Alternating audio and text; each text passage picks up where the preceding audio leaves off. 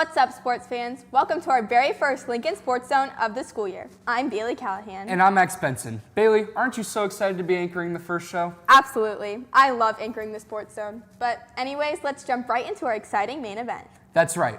The highlight of today's show is our Lincoln football team. They are crushing their opponents this season. On Friday, they played New Albany. And our Isaiah Banks got all the highlights. OCC matchup. The Lions face off against rival New Albany. Let's dive in. Starting off hot on the first possession, Lions quarterback Greg Kegley connects with Markai Wallace for a 34-yard pass, setting kicker Sutton Donahue up for a season-long 38-yard field goal, putting the Lions first on the board 3-0.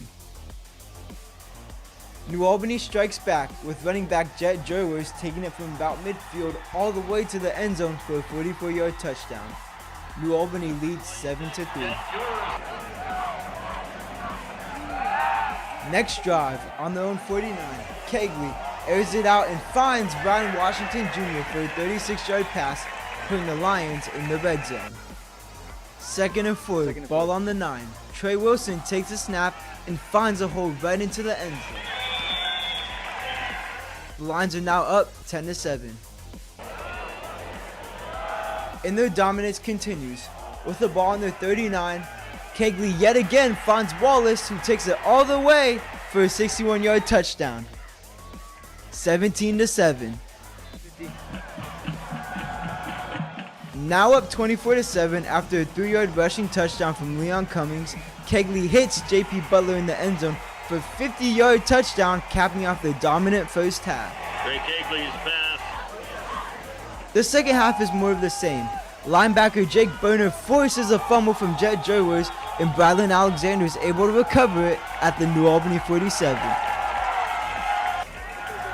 On the very next play, it's Kegley and Wallace again with a 38-yard pass, setting up first and goal on the 9. Capping off this 3-play sequence, the Lions are able to score yet another touchdown, rubbing the salt on this already wounded New Albany defense. Lions win 38-14. Well, the game plan was, like, going into film, we seen that they were good at stopping the run, but they weren't so good at stopping the pass. So, we knew it was going to be a little air-out game, and we built that connection through practice, and we were hitting things in practice that we liked to, and we did the same thing in the game. So, it definitely connected for sure. We all know New Albany. They're a heavy run team, and we needed to stop the ball. We needed to stop the run and takeaways. We needed takeaways. We didn't meet our 3 takeaway goal, but we got a forced fumble, and so I'm just glad me and my brothers could rally to it and get it and change the pace of the game. Let's take a look inside the numbers for the varsity football team. They had a tough loss to Olentangy Orange in week 4, but the Lions have won 3 games in a row, and all 3 were blowouts. The Lions have outscored their opponents 115-28 during this stretch, and the Lions are currently ranked 7th in Division I's Region 3. The top 12 teams make it to the playoffs, so the Lions are eyeing a possible home game in the first round. They host Westerville Central on Friday. The Westerville Warhawks are 3-4. The Lady Lions cross-country team is ranked first in the state.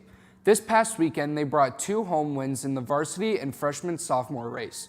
Key contributors for the team were Ruby Lewis placing 2nd, Olivia Smeck placing 3rd, and Jillian Gomez placing 5th.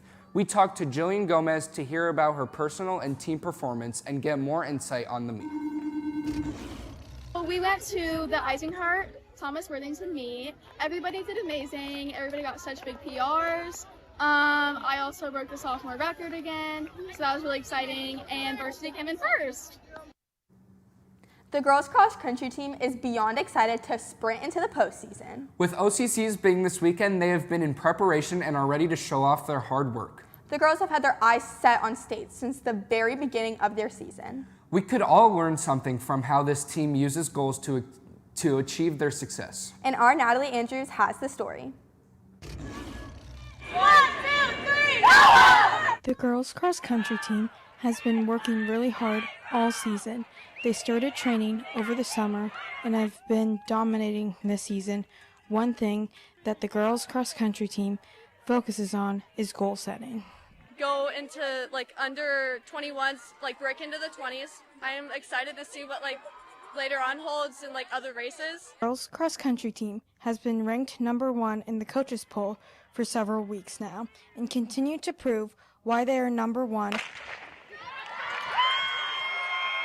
with multiple girls setting their PRs for races. My original goal was just to hit a 21:30, but today I ran a 20:33, so I'm already a minute past that, so I'm going to try and get 20 flat this year. Every girl on the girls cross country team have their own individual goals, but they all have the same goal for the team. I think this season our hope is to get number one at states, and we're definitely on our way. We have a lot of depth in the team, so I'm really excited. Hopefully we win states this year. I'd be very happy. I'm just excited to see what the future holds for us. How impressive. The girls are determined to get there, and a big part of that will be the goals they have set for themselves for this season. This is Natalie Andrews for the Sports Zone. Let's switch it over to the boys cross country team, who are also focused on this weekend's OCC meet. This past Saturday, they ran at the Eisenhart Invitational at Thomas Worthington High School. The results weren't favorable for the boys, but they are looking to move past it and run strong at OCCs. We spoke with Talent Barnes Bell and Alex Vogel about last weekend's meet and the big one ahead. Pretty good race today. Got a PR, got to pack up with some guys, claim some places, and looking for a little bit more OCCs coming up next week. So. It was a tough race. I mean, a lot of the boys worked really hard. It was fun coming off of like 2 weeks of break. I think we're excited to get out and work hard for OCCs. I think staying strong miles 2 and 3 was difficult, but a lot of people had some really strong races. It was a good day. Wow, our cross-country teams have been really successful this season. That's right, but we also need to show all of the other successful sports here at Lincoln some love. You're right. Thankfully, the perfect person is here in the studio to help us do that. Hey, Brody. Hey, guys. In sports, there's winners and there's losers, but sometimes in rare cases, there's neither. That's exactly what happened with our boys soccer team after a hard-fought game against Dublin Jerome. The Lions defense was dominant the whole game and didn't allow a single shot on the goal the entire night. The Lions offense, however, had many opportunities to score, but the Celtics held strong. We got Evan Suver's input on the game and the boys playing for the playoffs. Here's Evan now. Just super excited for playoffs, building momentum into it. We're excited to play the first game, try and win it, go to states. Tonight, the boys soccer team faces off against their huge rival, Pick North. The Panthers have beaten the Lions for over a decade, but don't count Gehenna out as they're currently ranked #1 in the OCC division. Our Sam Braun has a minute with soccer player Owen Neary about this game and the future. Here she is.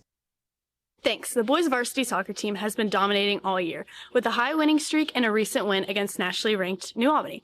I'm here with Owen Neary, the starting center back, to ask about the game. So, Pick North is this week. What's your guys' preparation like going into this game? Yeah, so we didn't have a Tuesday game this week, so we're doing a lot of prep, just a lot of film, scout on the team, like understanding how they function and figuring out how we can pick them apart and beat them. For sure. You guys are sitting #1 in the OCC right now. What's kind of the mindset? What sets this group apart from other teams? Going into the season, like we had a pretty rough start. You know, our first 5 games we were winless, and now we're on a 10-game unbeaten streak. So we really try to snowball our wins and gain momentum with that. All right. What would a win against rivals Pick North mean to you guys? Definitely just that win alone would be pretty special, but it would also solidify the OCC championship for us. So that's a chance for us to make a history for Gehenna soccer. So it's nice. For sure. What are some of your goals and the team's goals moving forward? Definitely after the OCC games, we're looking to make a deep playoff run and hopefully at least make it to the district finals. That's awesome. Thanks. Sending it back to the news desk. Well, the soccer team is having a great season. There's one player in particular that has stood out for more than just soccer, Sutton Donahue. The boys varsity soccer goalie is not only saving goals on the soccer field, but also scoring points under the Friday night lights with our football team. Our Brooklyn Willis has the story.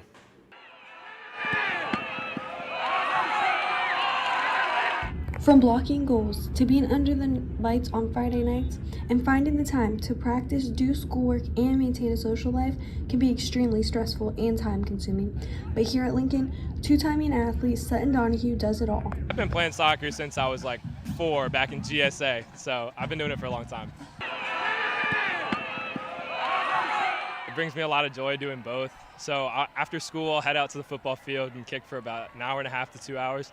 And then from there, I'll go home, eat dinner, and then go straight to soccer that night. Sutton's a great addition to our team. Obviously, this is his first year kicking for us. But he's been a great addition, a great young man, good kicker, someone that we put a lot of stock in on Friday night.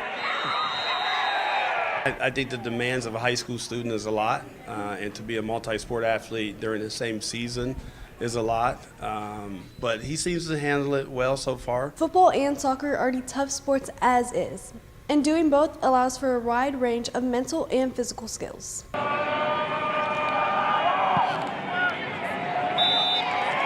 His time management is something I wish I had. Like his time management with 3 sports is he's either at soccer, he's got at swim practice, or he's at football. Like the way he manages it and holds himself up every single day at practice, it's impressive.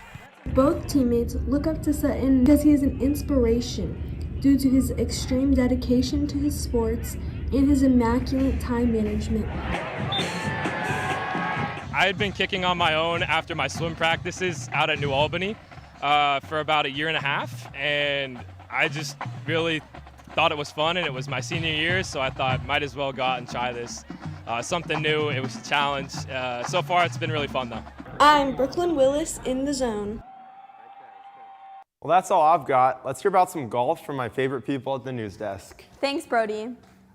The United States lost the Ryder Cup to the Europeans this year, but a Ryder Cup victory closer to home has our boys golf team celebrating.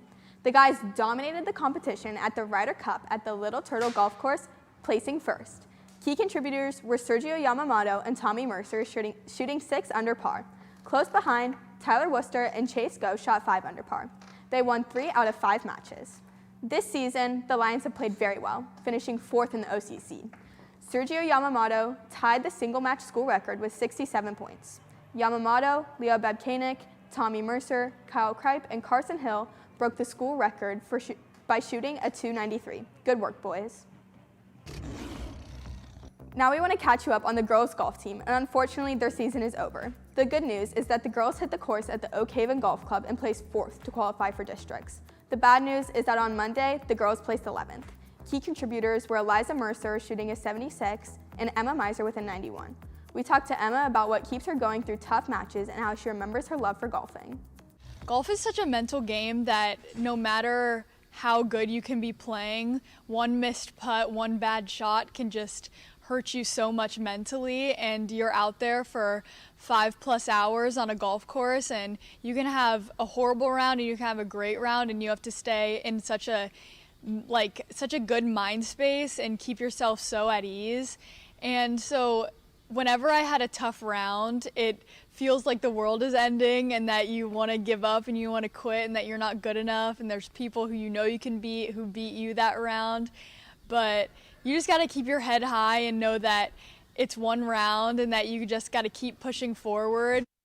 It's hard to beat a great volleyball match when it comes down to the 5th and final set. Our girls volleyball team had a thrilling match against Westerville Central going into 5 sets, and the Lions eventually dug up the win. It was a close game after losing the first 2 sets and making an outstanding comeback and winning the next 3, including a 15-11 win in the decisive 5th set. The Lions were led by Kate Oswalt with 15 kills, Kaylee Jackson with 7 blocks, and Aubrey Yekishaw with 19 digs. The girls then hit the court again this past Tuesday for an OCC divisional match against Grove City. The Lions took it to another thrilling 5 sets before dropping the last one in a heartbreaking loss. Our Brody Bixler and Archer Bennett went to the game and have the highlights. The 8-9 Gahanna Lady Lions look to take down their conference opponents in the 4-16 Grove City Greyhounds. Earlier in the season, Gahanna lost 3-1, but is looking to build momentum off a 5-set win at Westerville Central last week. Here in the first set, Kaylee Jackson and Aubrey Trotton go sky high for a massive block, smothering Grove City and putting the Lions up 18-13. Still in the first, Kay Oswalt tips it in for the kill, winning the first set 25-13. Now in the second set, Trotton's spike just stays in bounds and ties the set at 6. The Lions eventually lost the set 25-19. Match point in the third set for the Lions. Michaela Bowen serves it, and it's an ace. Lions win 26-24. The Lions are trailing down in the fourth set. Grove City sets the ball, and Kaylee Jackson roofs. 12-14. The Lions are still in this. The Lions dropped the fourth set, so now we're going to the fifth set to 15 points. And at the start, Kaylee Jackson gets set, and it's a kill! 1-0 to get the Lions started. After some back and forth play in the fifth set, Kaylee Jackson gets set again, and she bounces that ball. 11-12. This game is almost over. It's match point for Grove City. They get the ball. It's set, and Quinn Loar spikes that ball. Grove City wins 15-12. Despite the tough loss, the Lions did not go down without a fight. Lila Scott led the team with 11 kills, Kaylee Jackson had 4 blocks, and Michaela Bowen had 4 aces. We're not done talking about volleyball. No, we are not. Our favorite Playa Bowls employee is here in the studio with us. It's Celeste Farrell. Oh, hey, Celeste. Hey guys, I'll get those bowls for you as soon as the show is over. As most fall sports at Lincoln start to wrap up, our girls volleyball is just now on the uprise. With a 9-11 overall record and 5-3 conference record, the girls have been putting in the work to seek victory as they play out their season through October. But behind the scenes of this long season comes hustle and determination. Our Melrose Glory has a story about our girls taking on the road to success. The Lady Lions volleyball team has shown time and time again how resistant they are. Diving after attempted kills and bouncing back from hard losses, our girls are resilient. Yet, as much work as it takes individually to play, there has to be a level of connection. So, the head coach came up with a clever idea. Coach Brianna Colley, she has been incorporating families just to kind of build on the team culture. The family system isn't exactly a foreign concept for sports teams, but what makes this sisterhood different? So we have one big sis, one little sis, and they're one from varsity, one from freshman, and we basically get each other gifts before like home games. That's right. This sister system helps to uplift spirits, but for some players, it's more about the bond. Talking to the varsity players and even my freshmen, it's really just been helping because it also makes you feel more connected to like all different parts of the volleyball program. It creates like a well-bonded community that we're all able to trust each other and communicate, and it just like feels like you have your own people that you can talk to. That it does. Despite friendship being a big part of the sister system, for our big sisters, it's more about the mentorship. They've been able to come to me more, and I feel like they feel more comfortable just knowing like I am the big sister of the group, so like yes, it's other older girls, but I'm the specific one for them. It's obvious that our older girls would make great mentors, but every mentor needs a mentee, same as every big sister needs a little sister. And our freshman team love their big sisters. When I get in my head or I feel down, they bring me up and they tell me what I'm doing wrong and how to help myself better become a better volleyball player. Learning from them has helped a lot because they have had more experience than us and we're new to the high school program, so I feel like it's just helped so much more. On top of love, there's obvious improvement in the team's morale. Being able to know the person that's next to you, also being able to cheer on like the freshman team and the varsity team and actually know their names and not just do generic cheers. They just support, like that shows support, and that like that's all that matters in the game of volleyball.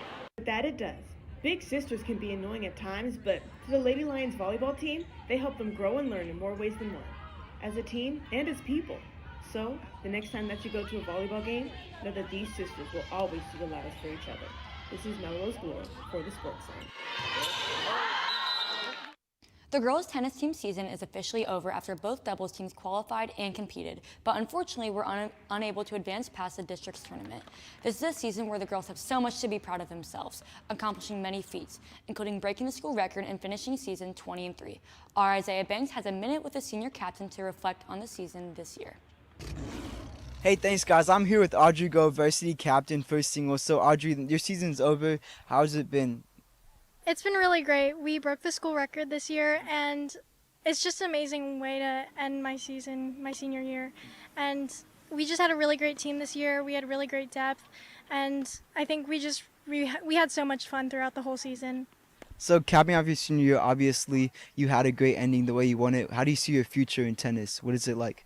I'm hoping to play club tennis in college, but I think I'm always going to play tennis no matter what happens. And then how do you see the rest of the team? Like, what's the future of the team looking like now that you're gone, leaving your mic behind? I actually think the team's going to be really well off next year, even though I'm leaving. We're a relatively young team. Like, our lineup is just really deep, and I think everybody's going to come back next year even better. So, thank you so much, Audrey. I wish you luck in your future. I'm going to send it back to the sports desk. Thanks. Well, I think that's enough news from me. I better get on making those bowls so my favorite anchors don't go hungry. Thanks, Celeste. I expect extra Nutella on mine. Anyways, Lincoln, that's all the sports we have for today. But don't worry, we will be back soon. Thanks for tuning in to today, and good luck to all Lincoln sports. Have a great weekend, and as always, Go Lions!